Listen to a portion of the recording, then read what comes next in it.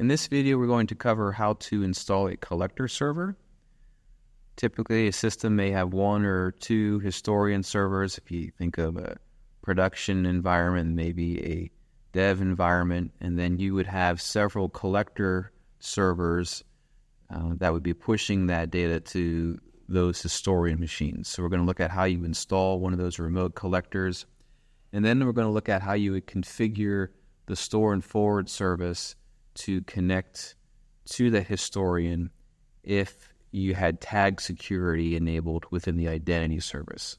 So whenever you enable tag security, you need to configure the collector in such a way that it has permission to connect and send that data through. So we're going to start off by running the installer as an admin.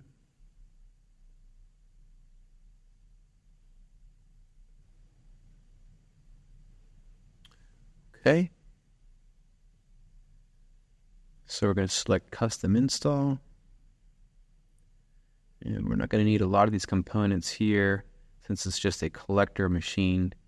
We will install the admin service. Anytime you install any of these services, it will include the admin service, which will also include the admin client. But we can get rid of Axiom, calcs and events, the historian. We're going to assume that the identity service is installed local to the historian server, so the collector is going to be pointed to the remote identity service. So we'll choose the remote option. And then when we don't need the views service, and so when we get rid of views, we no longer need the licensed server. There's nothing on this machine that will need licensed. We'll include the store and forward, and then we can choose which collector, or for multiple collectors to install. So let's choose the MQTT collector. We'll just install that one, and then we're ready. So in this screen, we'll direct where the identity service is installed. So this is on the historian machine. So for us, that's Canary Hist. And then we'll just take the default installation file paths. Click Next, and you can review what those components are, and then select Install.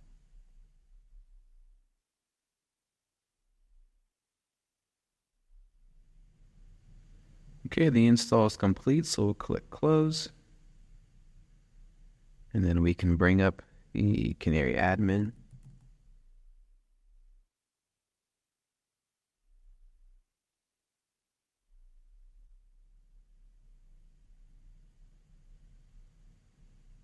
All right, we'll sign in.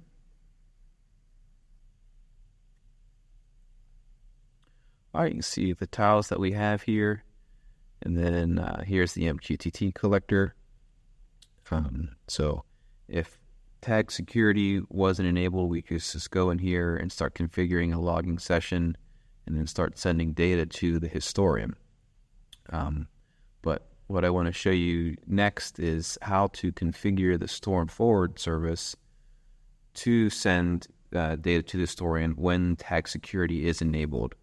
And so the first thing that we're going to do is we're going to jump over to the historian server. All right, so here's the historian server. I'm going to go into the identity tile. And then I'm going to go down to security and click tag security on the left. And so we can see here that the tag security is enabled. And so that means I need to set up permissions as who can read and write to the historian. So we need to configure the store and forward service and give it permission to write to the historian. And so the first thing I'm going to do is I'm going to create a Canary user account that we're going to then attach to an API token.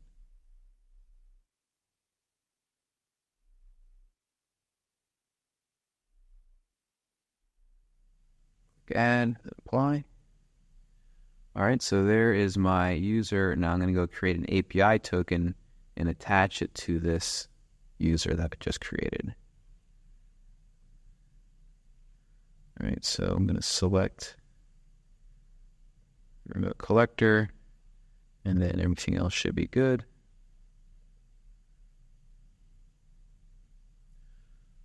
So I'm going to copy this. Before I jump back over to the collector machine, we're going to go back to tag security. And then I have several of these views here. This is the actual historian view. This is what it'll actually need permission to write to. Because if I expand this here, all the data sets within the historian, this is what it's going to write to in the historian. So I'm going to click add and then find that user, give it write permissions. All right, and then we're set. And so if you had multiple collector servers, you could use the same API token for each one that you install. So now I can go back over to the collector and we'll drill into the store and forward service, down to configuration, and then within the settings, see there's an API token. So we're going to replace this one with the one that we just created.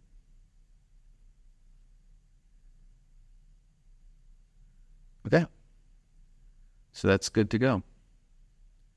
All right, so we looked at how to install a collector server, and we could have included multiple collectors on this machine, so we just chose the MQTT collector. And then we showed you how to set up the store and forward with an API token if you have tag security enabled on the identity service. Thanks for watching.